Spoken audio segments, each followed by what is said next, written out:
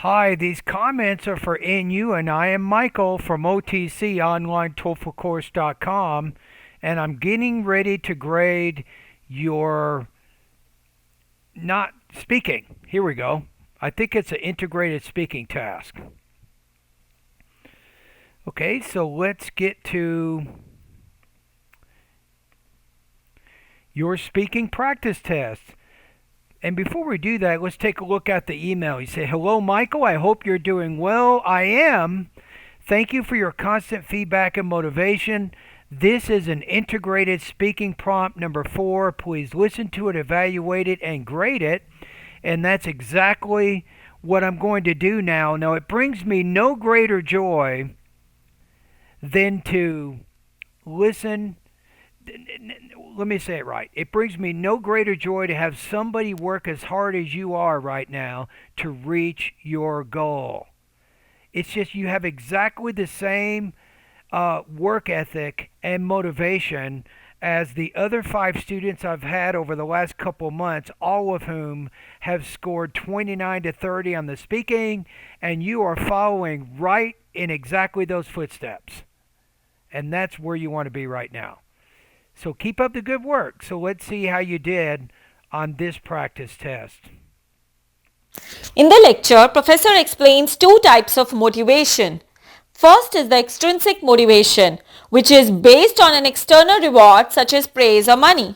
Professor gives an example of a child and says that a child does small jobs around the house not because she enjoys doing it, but because she will get a reward from her parents in small amount of money. Okay. So she will only be motivated enough to work or to do these chores until she gets money as a reward from her parents.